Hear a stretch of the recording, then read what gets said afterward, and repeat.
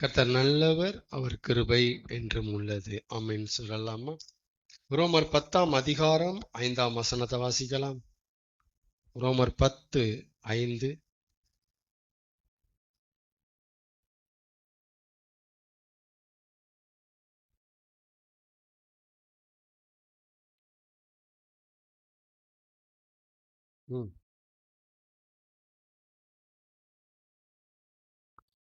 ரோமர் 10:5. ரோமர் புஸ்தகத்துல பவுல் நியாயப்பிரமாணத்தை குறித்து நிறைய பேசுவார்.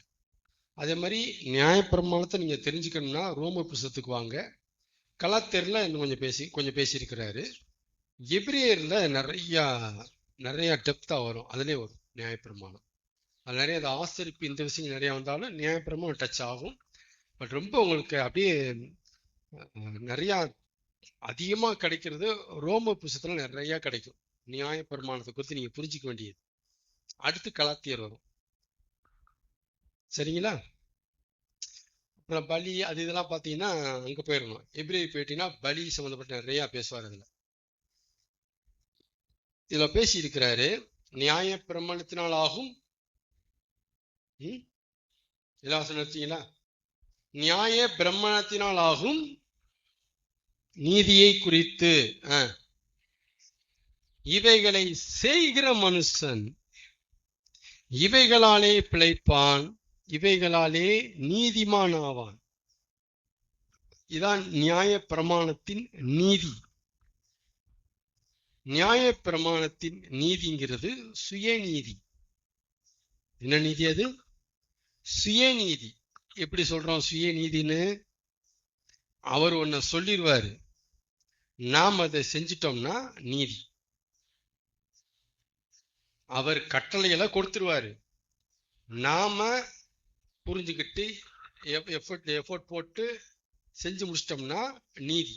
சுயநீதி, சொந்த நீதி. நீதிய சுயமா சம்பாதிக்கிறோம், அதான் சுயநீதி. ஓகே, நியாயப்பிரமாணம் நமக்கு கொடுக்கிற நீதி சுயநீதி. வழி சொல்லிடுவாரு, நம்ம செஞ்சுக்கணும். வழி காமிப்பார், போய் நடந்துக்கணும். இது சுயநீதி.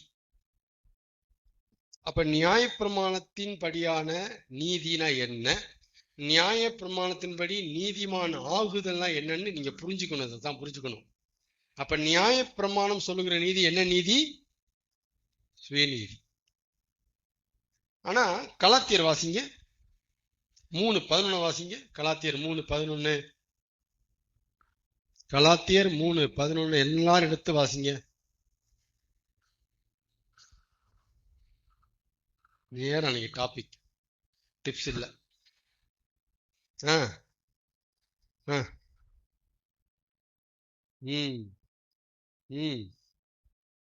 பவுல் கலாத்தியர்ல சொன்னீங்களா? ரோமர்ல நியாயப்பிரமாணத்தை பேசுவாரு, கலாத்தியர்ல அதை பேசுவாரு.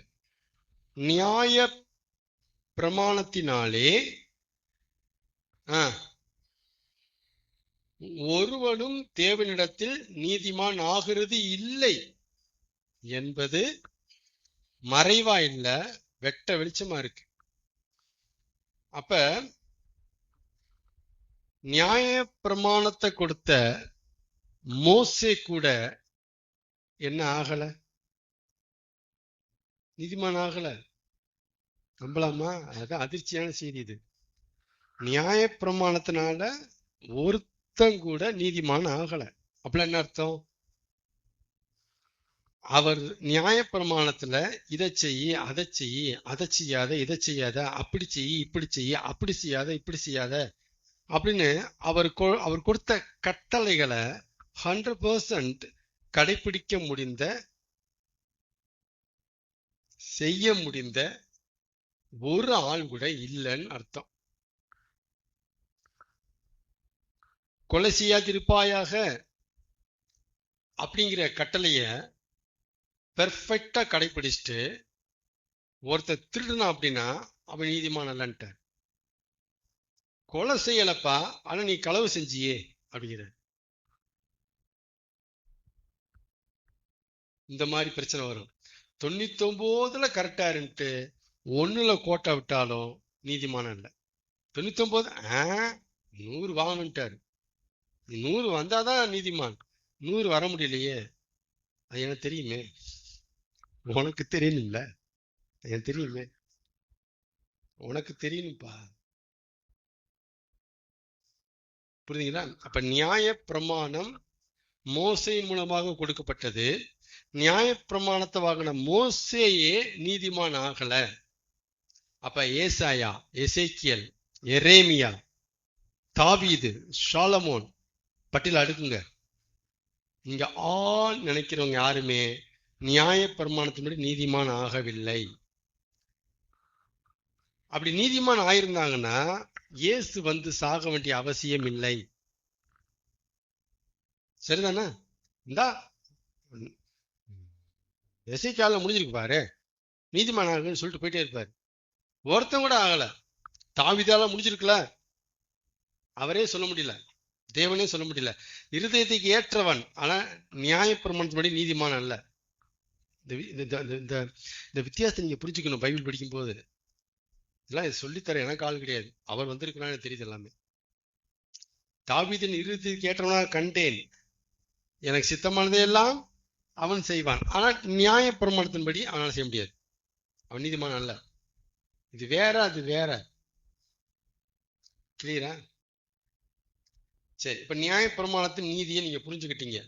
நியாய பிரமாணம் வந்து இவைகளை செய்கிற மனுஷன் அவைகளாலே பிழைப்பான். இதை நீ செஞ்சா நீதிமான். நீ கிரியை செய்யணும், கடைப்பிடிக்கணும். கொலை செய்யாதிருப்பாயாகனா கொலை செய்யாம இருக்கணும். தாய் தகப்பனை கணம் பண்ணுவாயாகனா கணம் பண்ணணும். கரெக்டா இருக்கணும். அப்படியே கண்ணுல விளக்கணை ஊத்திட்டு நீ ஒவ்வொரு நிமிஷமும் வாழணும். தவறிட்டு அப்படின்னா போச்சு, நீதிமான் இல்லைன்னு. போராடுற மனுஷன் நீதிமான் ஆக முடியல. பவுல் வந்து நியாயப்பிரமாணத்தை கரைச்சு குடிச்சால நீதிமான் ஆகல. பிஃபோர் ஜீசஸ் பவுல் ஜீசஸ் வரதுக்கு முன்னாடியே பவுலே நீதிமான் ஆகலன்ட்டாரு. கரைச்சு குடிச்சவர் முடியாது. தெல்ல தெளிவான பாடம் எடுத்தாரு. நியாயப்பிரமாணத்தை வச்சு தெல்ல தெளிவா பாடம் எடுத்தாரு. நீ கொடி, தெளிவா பாடம் எடுத்தாரு. நீ கொடி. என்னால முடியாது. சுயத்தினால என்னுடைய எதிர்பார்ப்புகளை பூர்த்தி செய்ய உன்னால முடியாது. சுயத்தினால, மாம்சத்தினால, சுய பலத்தினால, சொந்த அறிவினால, சொந்த புத்தினால, சொந்த சக்தினால முடியாது. நீ கொடி. அதுதான் நியாயப்பிரமாணம். நீ கொடி. வாயில சொன்னா நீ கேட்க மாட்ட, கொடுத்து உன்னை கேட்க வைக்கிறேன். நீதிமானாக நியாயப்பிரமாணத்தை கொடுக்காம நேரடியா அவரு விசுவாச பிரமாணத்தை கொடுத்திருந்தாருன்னா எதுக்கு ஆண்டவரே? கொடுத்திருந்தா செஞ்சிருப்போமே. நீ வாய்கிளியே பேசுவேன், எனக்கு தெரியும். உன்னை இங்க கொடுக்கணும், முதல்ல இங்க அடிச்சு அங்க கொண்டு வரணும். இதான் நியாயப்பிரமாணம். இந்த மாதிரி பாடங்கள்லாம் நான் எடுத்ததே இல்லை, நான் கேட்டதே இல்லை. ஆனா அவ்வளவு ஆவல், ஆசைப்படுவேன். எனக்கு புரியாது, மூடி வச்சுட்டு போயிடுவேன், அடுத்தது போயிடுவேன். எனக்கு புரியாது. தெளிவா போய் பேசுறாரு. இப்போ தெளிவு. நியாயப்பிரமாணம் எதுக்கு கொடுத்தாரு? இந்த பார்வையில எனக்கு தெரிஞ்சு நான் கேட்டதில்லை இந்த மாதிரி செய்தியை. நியாயப்பிரமாணத்தை எதுக்கு கொடுத்தாரு? நாம கொடின்னு புரிஞ்சுக்கிறது கொடுத்தாரு. இந்த மாதிரி பாயிண்ட கணக்குப்படி நான் கேட்டதே இல்லை. ஆராய்ச்சியாளர்களா இருந்திருக்கேன், கேட்டதே இல்லை. எதுக்கு ஏன் நியாயப்பிரமாணத்தை கொடுத்தாரு? எதுக்கு கொடுக்கணும்? அப்புறம் எதுக்கு வரும் சாகணும்? முதல்ல செஞ்சுக்க வேண்டியதானே? செய்ய மாட்டாருல்ல,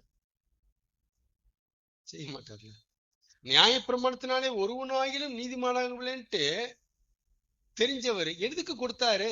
அதான் கேள்வி. எதுக்கியா கொடுத்தீங்க? ஒருத்தன் கூட ஆகலாம். என்னத்துக்கு? குப்பை தானே அது.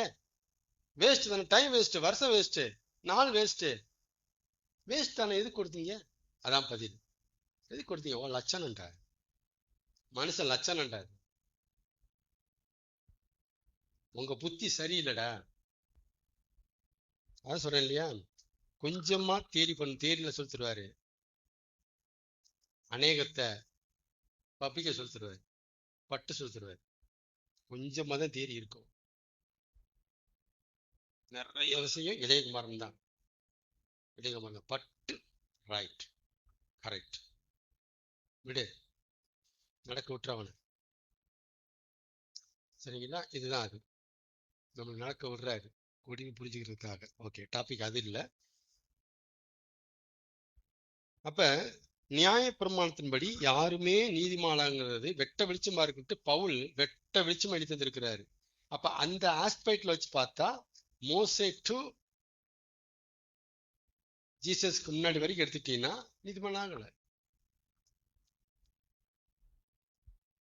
இயேசுவை மாம்சத்தின்படியான இயேசுவின் தகப்பன் யாரு? யோசேப்பு. யோசேப்பு என்ன செய்யல? நீதிமான் ஆகல. அப்படித்தானே அர்த்தம்? ஏன்னா அவரும் இஸ்ரவேலன், அவரும் யூதன், அவரும் நியாயப்பிரமாணத்துக்கு உட்பட்டவர், கட்டுப்பட்டவர். நியாயப்பிரமாணம் அவரை ஆளுகிறது. அப்படித்தானே? அப்ப இயேசுவின் தந்தையாகிய யோசேப்பும் நீதிமான் ஆகல. சரிங்களா? ஆனா மத்தேயுல சொல்லுது அவன் நீதிமானாய் இருந்து தன் மனைவிய அசிங்கப்படுத்தாம அந்தரங்கத்துல தள்ளிவிட யோசனையா இருந்தான்னு வசனம். எப்படி கேள்வி வருதா? நீதிமான் ஆகலங்க, அப்புறம் எப்படி நீதிமான் சொல்லுது பைபிளு? யோசேப்ப, எந்த யோசேப்ப? இயேசுவினுடைய தகப்பன் மாம்ச பிரகாரமாக சொல்லுது. ஆபிரகாம சொல்லுது நீதிமான்ட்டு, அப்புறம் நோவாவை சொல்லுது, லோத்த சொல்லுது. பழைய ஏற்பாட்டுல நிறைய பேரை நீதிமான்ட்டு தேவன் சொல்றாரு, வசனம் சொல்லுது. ஆனா புதிய ஏற்பாட்டுல பவுல் சொல்றாரு ஒருத்தன் கூட நீதிமான் ஆகலைங்கிற. கவனிச்சிங்களா? இந்த முரண்பாடா கவனிச்சிங்களா? ஒரு முரண்பாடா தெரியும். நீதிமானா ஆகல, ஆனா நீதிமான் நிறைய பேர் ஆன மாதிரி பேசுறாரு. புதிய ஏற்பாட்டுல யோசேப்பு வரைக்கும் பேசிட்டாரு. நீதிமானாய் இருந்து, நீதிமானாகிய ஆபேலின் ரத்தம், நீதிமானாகிய லோத்து, தன் இருதயத்தில் வாதிக்கப்பட்ட நீதிமானாகிய லோத்து,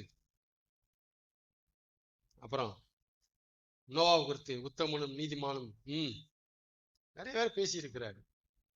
அப்புறம் என்னங்க புரியலையே, ஒன்றும் புரியலையே அப்படின்னா, நியாய பிரமாணத்தின்படி நீதிமான் ஆகிறதுங்கிறது படிச்சு டாக்டர் பட்டம் வாங்குற மாதிரி. படிச்சு டாக்டர் பட்டம் வாங்கலாம் அப்படி ஒரு சிஸ்டர் இருக்கா, படிச்சு டாக்டர் பட்டம். அப்ப கிரியை செஞ்சு நீதிமான் ஆகிறது, சொன்னதை அப்படியே ஃபாலோ பண்ணி நீதிமான் ஆகிறது, படிச்சு டாக்டர் பட்டம் வாங்குறது. அதான் நியாயப்பிரமாணம் சொல்ற நீதி. ரெண்டாவது சொல்ற நீதிமான் என்ன அப்படின்னா, இது கௌரவ டாக்டர் பட்டம். நம்பர் 2, இது என்ன பண்றது? கௌரவ டாக்டர் பட்டம். அப்படின்னா என்னன்னா, ஓரளவுக்கு ஒழுக்கமா இருக்கிறவங்களை தேவன் கௌரவிச்சு அவங்களுக்கு இந்த பட்டத்தை கொடுத்தாரு. என்னது? நோவா பரவாயில்ல, பூமியை கெட்டு போச்சு, பரவாயில்ல, நீதிமன்றம். லோத்து, சோதம் குமாரா மோசண்டா, பரவாயில்ல, ஒழுக்கமா இருக்கடா, நீதிமன்றம். நீ ஒழுக்கமா இருக்கடா. அதாவது அவர் லிமிட்டுக்கு நம்மளை கொண்டு வந்தார், நமக்கு லிமிட்டை கொடுத்தாரு. நியாய பிரமாணத்தை கடைபிடி, இந்த லிமிட்டுக்குள்ள இருந்தா நீதிமான். இப்ப ஓரளவுக்கு ஒழுக்கமா இருக்கடா, இது ஏன் லிமிட்ரா, நீ நீதிமன்றம். நோவாவை அந்த தான் வச்சாரு, ஆபிரகாம் அப்படிதான் வச்சாரு, அப்புறம் தானியேல் அப்படிதான் வச்சாரு, லோத் அப்படிதான் வச்சாரு, யோசேப்பே அப்படிதான் வச்சாரு. மரியாளின் காலமன் யோசேப்பு நீதிமான். பரவாயில்ல, ரொம்ப அசிங்கப்படுத்தாம ஒழுக்கமா இருந்துக்கிறேன், பெண்களை மதிக்கிறேன், பரவாயில்ல, ஃபியூச்சர் பாதிச்சுட்டு வெளியே சொன்னா நீதிமன்றா நீ. புரியுது எப்படி சொல்றேன்னு? அப்ப இது என்ன பட்டம்? கௌரவ டாக்டர் பட்டம். கௌரவிக்கிறார், அவங்களுடைய ஒழுக்கத்தை தேவன் கௌரவிச்சு நீதிமான் அப்படின்னு சொல்றாரு. இது வேற, அது வேற. சரியா? இதுவரை புரியுதா? ஓகே. இயேசு இறந்ததுக்கு அப்புறம் நாம எல்லாம் இப்ப நீதிமான் ஆகிறோம்ட்டு பைபிள் சொல்லுதா? ரோமர் 3:24 எடுங்க. ரோமர் 3 பாருங்க, 3 டைப் ஆஃப் நீதிமான் வருது பாருங்க. ரோமர் 3:24. ரோமர் 3:24 வாசிக்கலாமா? ஆ, ம். இங்க பாருங்க. நாம நீதிமான்ங்கிற பட்டத்தை வாங்குற சிஸ்டம் ஒண்ணு இங்க இருக்கு. இது ஒரு சிஸ்டம். ஃபர்ஸ்ட் படிச்சு வாங்குற சிஸ்டம், அது நியாயப்பிரமாணம். ரெண்டாவது, படிக்க தேவையில்லை, கௌரவ டாக்டர் பட்டம், கௌரவ பட்டம், அது நீதிமான். யாரை கௌரவிப்பாங்க?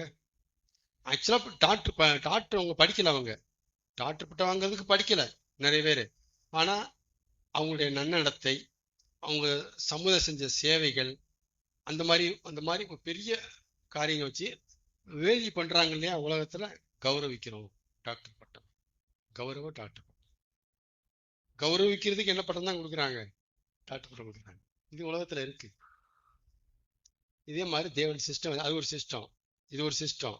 மூணாவது சிஸ்டம் ஒண்ணு வச்சிருக்கிறாரு நீதிமான்ங்கிற பட்டத்தை வாங்குறதுக்கு. அது என்ன சிஸ்டம்னா இலவசம். என்ன சிஸ்டம் அது? ரோமர் 3:24 வாசிங்க. ஆ, ம். இதை நான் சுருக்கி பிராக்கெட் போட்டு வாசிக்கிறேன். இலவசமாய் நீதிமானாக்கப்படுகிறார்கள். சொல்லாமா? இலவசமா. இது இலவச டாக்டர் பட்டம், இல்லைன்னா ஓசி டாக்டர் பட்டம். அதை என்னன்னு விளக்குறேன். இப்ப நம்ம வாங்கியிருக்கிறது என்ன பட்டம்? நீதிமான்கிற பட்டம். ஆனா அந்த பட்டம் படிச்சு வாங்கல. நம்பர் ஒன், படிச்சா வாங்கணும். படிச்சு யாருமே வாங்க முடியாது. அப்படிலாம் என்ன அர்த்தம்? கிரியை செஞ்சு நம்ம நீதிமான ஆக முடியாது. அவர் சொல்றபடியெல்லாம் வாழ்ந்து நீதிமான்கிற பட்டத்தை நம்ம தட்டி செல்ல முடியாது. யாருமே ஆகல. பவுலாலும் முடியல, யாராலையும் முடியல அது. சரியா? அந்த கேட்டகரி நம்ம கிடையாது. அப்புறம் ஓரளவுக்கு நம்ம ஒழுக்கமா அப்படியே டாக்டர் பட்டம் கொடுக்கல. இப்ப இப்ப என்னமா சொல்றாரு? நீ படிக்க வேண்டாம், உன்கிட்ட ஒழுக்கம் ஒண்ணு வேண்டாம் பாரு, விடுறேன், விடுறேன். உன்கிட்ட எந்த ஒழுக்கத்தை இப்ப நான் பார்க்கல. நீதிமான் பட்டம் வாங்கணும்னா முந்தி என்ன சொன்னேன்? படிச்சிருக்கணும்னு சொன்னேன். அப்புறம் படிக்கலையா? விடு, ஓரளவுக்கு இருக்கியா, கௌரவிக்கிறப்போ அப்படி சொன்னேன். ஆனா இப்ப நான் என்ன சொல்றேன்னா ரெண்டையுமே விட்டுட்டேன். நீ படிக்க வேண்டாம், ரொம்ப ஒழுக்கம் வேண்டாம், விடுறா. என்னடா என்ன ஆண்டவர் சரி நீதிமான் பட்டம் வாங்க? ஓசிரா? ஓசினா நான் உனக்கு சிலுவில செஞ்சு முடிச்சு வச்சிருக்கேன் ஒரு விஷயத்த, நம்பு, நீ நீதிமான். இது ஓசி சிஸ்டம். நீ நம்பு, நீ நீதிமான். உனக்கு பதிலா சிலுவையில நான் உன்னை செஞ்சு வச்சிருக்கிற ஒரு விஷயத்த, அதை நீ நம்பு. நம்பிட்டா உனக்கு நீதிமான். இலவசமாய் நீதிமானாக்கப்படுகிறார்கள் கிறிஸ்து இயேசுவுள்ள மீட்பை கொண்டு. அதாவது இப்ப ஃப்ரீ. ஓசி சிஸ்டம் எப்படி மாறி கவனிச்சீங்களா? டஃப்பா இருந்த சிஸ்டம் அப்புறம் மிடில் ஈஸி ஆக்குனாரு. இப்ப ஃப்ரீ ஆகிட்ட. ஃப்ரீ, நீ நீதிமான். புரியுதுங்களா? 3 நீதிமான் இருக்கு, 3 பட்டம் இருக்கு. இலவச டாக்டர் பட்டம், அப்புறம் படிச்சு வாங்குற டாக்டர் பட்டம், கௌரவ டாக்டர் பட்டம். இந்த மூணுமே பைபிள்ல அப்படி வந்திருக்கு. நீதிமன் ஆயிருக்கிறாங்க. இப்ப ஆகுறவங்க எல்லாருமே இலவசமா நீதிமான் ஆகுறாங்க. இலவசம், ஓசி. அப்படின்னு என்னன்னா கிரியை செய்ய வேண்டிய அவசியம் இல்லை. அப்பெல்லாம் அவர் சொன்ன கட்டளைகள் எல்லாம் ஃபாலோ பண்ணி நீதிமான வேண்டிய அவசியம் இல்லை, ஆக முடியாது. Number one. ரெண்டாவது, ஓரளவுக்கு ஒழுக்கம் இருந்தா நீதிமான். அதுவும் கிடையாது. ஒழுக்கம்லாம் இருக்கட்டும், நாங்க பாத்துக்கிறோம், உனக்கு ஒன்று செஞ்சு வச்சிருக்கேன் பாருங்க, பாரு, நம்பு அதை, நம்பிடாத. நீ நம்பு, நம்புனா நீதிமான். நீதிமான என்ன? இப்ப வாங்க கேள்வி. நீதிமான்னா என்ன? என்ன புரிஞ்சு வச்சிருக்கோம்? நீதிமான் என்றால் என்ன?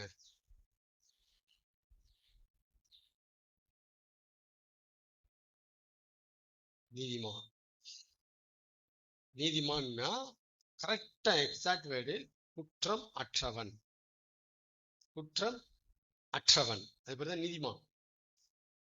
இது பைபிள் இருக்கு. எசேக்கியேல் நினைக்கிறேன் இந்த வார்த்தை வந்திருக்கு, குற்றமற்றவன். குற்றம் செய்யாதவன். சரிங்களா? அப்ப ஜீசஸ் உடைய சிலுவை மரணத்தை, அந்த பலிய நாம ஏத்துக்கும் போது, ஒத்துக்கும் போது, விசுவாசிக்கும் போது, படா பாவத்தை மன்னிச்சிட்டா. பாவத்தை மன்னிச்சிட்டனால என்ன அர்த்தம்? குற்றமற்றவன், குற்றமற்றவன், நீதிமான். படா இதான் அந்த அந்த வேர்டு. அதான் நீதிமான். நீதிமான்கள் படுகிறார்கள். இதான் குற்றம் மற்றவர்கள், குற்றம் அற்றவர்கள் என்று எண்ணப்படுகிறார்கள். முதல்ல படிச்சு பட்டம் வாங்கும் போது இதெல்லாம் செஞ்சாதான் நீ குற்றமற்றவன் அப்படின்னாரு. 99 செஞ்சுட்டான்ட்டவரே உள்ள குற்றம் இல்லாத, நீ குற்றமற்றவன் இல்ல, குற்றமுள்ளவன் அப்படின்னாரு. அப்புறம் இந்த ஏரியா கவர்மெண்ட் ஆட்டுக்குள்ள இல்ல, ஓரளவுக்கு பரவாயில்ல, நீ குற்றம் இல்லாம இருக்கடா, ஏத்துக்கிறேன் அவனை, ஓரளவுக்கு பரவாயில்ல அப்படிங்கிறாரு. இங்க வந்து அவர் செஞ்சு முடிச்ச காரியத்தை நம்பினோம்னா நம்மளை பாவத்தை மன்னிச்சு குற்றமற்றவன் சொல்லிடுறாரு. நீதிமான், நீதிமான். அதான் நீதிமான்ங்கிற பட்டம் ஓசின்னு சொல்றேன் நான். ஓசி எதனால ஓசி? பாவத்தை மன்னிக்க போறதுனால. பாவத்தை மன்னிக்க போறது நீ என்ன பண்ணீங்க? ஒண்ணும் பண்ணல. ஓசி, ஓசி. ஆமாண்ணா. அப்ப இது ஓசி பட்டம். டாபிக் தான் பேச முடியும். சரி,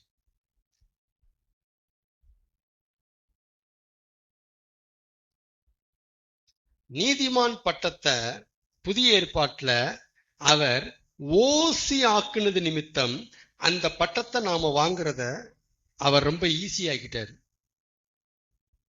ஈஸி ஆக்கிட்டாரு.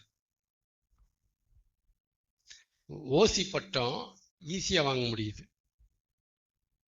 ஏன்னா முதல் கேட்டகரி கடைபிடிக்கணும், 2ஆம் கேட்டகரி கொஞ்சமாவது ஒழுக்க வேணும், 3ஆம் கேட்டகரி நம்பினா போதும், ஒழுக்கத்தை அப்புறம் பார்த்துக்குவோம், அதை நான் பார்த்துக்கிறேன், நீ நம்படா முதல்ல, மன்னிக்கண்டா ஒண்ணு அப்படிங்கிற 3ஆம் கேட்டகரி. நம்ம அங்க உட்கார்ந்துட்டு இருக்கிறோம். இப்ப நம்ம அந்த காலத்துல வாழ்ந்துட்டு இருக்கிறோம். சரிங்களா? இதுல இருக்கிற ஆபத்து சொல்லிட்டு முடிப்போம். ஒரு முறை பாவங்கள் அனைத்து மன்னிக்கப்பட்டு குற்றமற்றவன், அதாவது நீதிமான் என்று ஆனவன், ஒரு முறை பாவங்கள் மன்னிக்கப்பட்டு, எப்ப ஜீசஸனுடைய அந்த பழியை உள்வாங்கி அக்செப்ட் பண்ணி ஒத்துக்கிறோமோ, அப்ப அந்த அந்த டயத்துக்கு முன்னாடி செய்யப்படுற எல்லா பாவங்களையும் தேவன் மன்னிக்கிறார். நம்ம நீதிமான்கிற பட்டத்தை கொடுத்து அனுப்பிடுறாரு. போடா, நீ நினைக்க மாட்டா, போடா, இனிமேல் நினைக்க மாட்டா, சரியா? போ, நிறைய அட்டூழியம் பண்ண, பார்த்துட்டல, படி ஏத்துக்கிட்டல, புரிஞ்சுட்டல, சரி போ போ போ போ என்ன போ அப்படின்னு தேவன் அந்த என்னைக்கு நம்ம உணர்வடைகிறோமோ, ஒத்துக்கொள்கிறோமோ, ஏத்துக்கிறோமோ, அதுக்கு முந்தைய அந்த செகண்டுக்குள்ள இருக்க எல்லா பாவங்களையும் முடிச்சிடறாரு. இனி அதை அவர் நினைக்கிறது இல்லை. எபிரேயர்ல வருது, நினைக்கிறது இல்லை. கடலில் ஆழ்ந்து தூக்கி போட்டார், சங்கீதத்துல வருது. இதான் அது, நினைக்கிறது இல்லை. நம்மள நீதிமான்கிற பட்டத்தை கொடுத்து போடான்ட்டார். குற்றம் மற்றவன்டான், சரியா போ அப்படின்ட்டாரா? அப்ப ஒரு முறை பாவங்கள் நினைத்து மன்னிக்கப்பட்டு குற்றமற்றவன், அதாவது நீதிமான் என்று ஆனவன் மறுபடியும் குற்றம் செய்து கொண்டிருப்பானேயானால், அல்லது குற்றம் செய்ய திரும்புவானேயானால், எபிரேயர் 6, திரும்புவானேயானால் அவன் நீதிமான் அல்ல என்றே தேவன் சொல்வார். இங்கதான் மிஸ்டேக் பண்ணியிருக்கிறாங்க. இதை புரிஞ்சுக்க தவறிட்டாங்க. இந்த இடத்த மிஸ்டேக் பண்ணி வச்சிருக்கிறாங்க கிறிஸ்தவம்.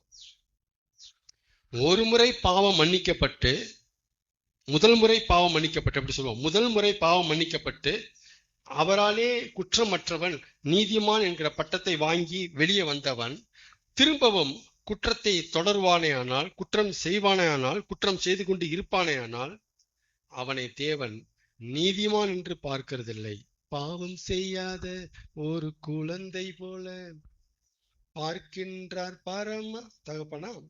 அப்ப தேவன் நம்ம நீதிமானா பாக்குறாருங்க, தேவன் நம்மளை குற்றமற்றவனா பாக்குறாங்க அப்படின்னு சொல்றீங்க. யார யார நீங்க இப்படி சரியா போதிக்காததுனாலதான், இதை நீங்க சரியா பிரிச்சு அந்த ஒரு பார்ட் வேற, இந்த பார்ட் வேற அப்படின்னு போதிக்காதனாலதான் எபிரேயர்ல தெளிவாவே இருக்கு. மறுபடியும் அவன் பாவம் மனதார பாவம் செய்வானே ஆனால் பட்சிக்கிற அக்னியே அவனுக்கு மிச்சம். அதான் இருக்கு அப்படின்ட்டு எபிரேயர்ல அதான் இருக்கு. குற்றமற்றவன் சொல்லி அனுப்பிட்டா திரும்ப குற்றம் செய்யணும். எப்படி குற்றமற்றவன் சொல்லுவார் அவர்? யோசிச்சு பாருங்க, இது எப்படி லாஜிக் இடிக்குதுல? உன் பாவத்தை மன்னிச்சிட்டா, நீ குற்றமற்றவன் சொல்லி அனுப்பிட்டா திரும்ப பாவம் செஞ்சா நீதிமான் இல்ல. அவர் சொன்னது ஒன் டைம் பேசுறாரு அவர், நீதிமான். சரிங்களா?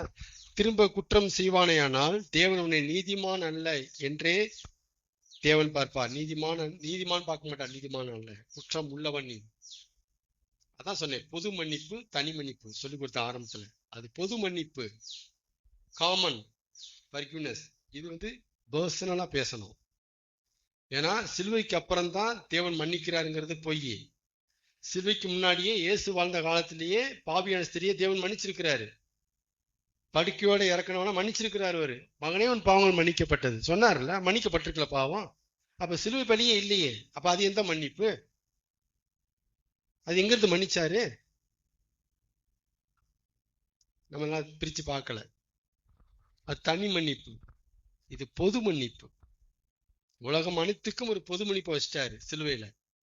பொது மன்னிப்புக்கு அப்புறம் மன்னிப்பு வேணும்னா உங்களுக்கு தனி மன்னிப்பு தான் வரணும். நீங்க பர்சனலா வரணும். நீங்க அங்க அவரை மன்னிக்கணும், அந்த இடத்துக்கு வரணும். அங்கிருந்து மன்னிக்க முடியாது. பொது விடுதலை,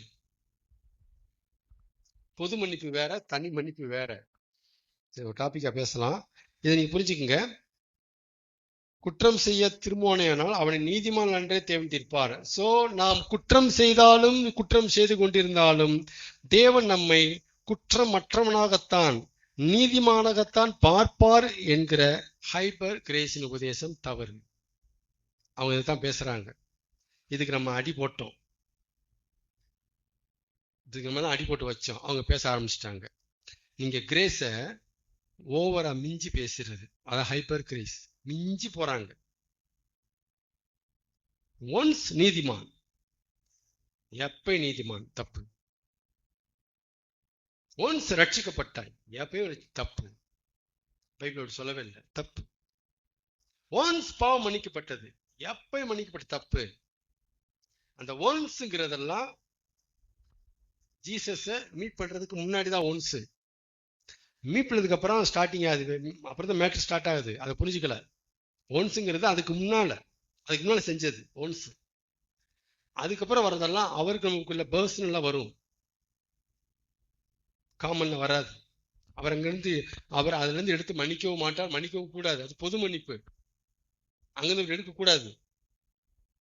சிலுவையின் மன்னிப்பு பொது மன்னிப்பு. அங்கிருந்து இவர் இந்த அடுத்து வர்ற பாவங்களை மன்னிக்க முடியாது, மன்னிக்க கூடாது. லாஜிக் இடிக்கும், சட்டம் தடுக்கும், பண்ணக்கூடாது. அவர் தனிப்பட்ட முறையில் மன்னிக்கணும். கூடா ஏன்டா ஒரு தடவை மன்னிச்சு விட்டோம்ல, அப்புறம் என்ன போறீங்க, செய்யாத நீ அப்படி வருவாரு. தனி மன்னிப்பு. சிலுவையிலிருந்து மன்னிக்க மாட்டார், மன்னிக்க கூடாது, பொது மன்னிப்பு. அது அதையே போட்டு குழப்புறாங்க. நீ பாவம் செஞ்சியா, ரத்தம் வைக்கப்பட்டிருக்கு, திரும்ப திரும்ப அங்கதான் கூட்டு போறாங்க. பொது மன்னிப்பு தான் கூட்டு போறாங்க. இயேசுவின் ரத்தம் பொது மன்னிப்பு வைக்கப்பட்டிருக்கு, தனி மன்னிப்புக்கு இல்ல. அது பொது மன்னிப்பு. புரியுதுங்களா? ரொம்ப டீப் இது. அது பொது மன்னிப்பு.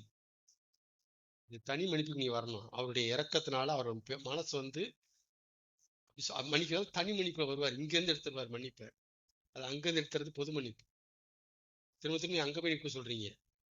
நீங்க நிற்க சொல்றதுனாலதான் அப்ப ஒன்ஸ் மன்னிச்சிட்டார்ல அப்படி வராங்க.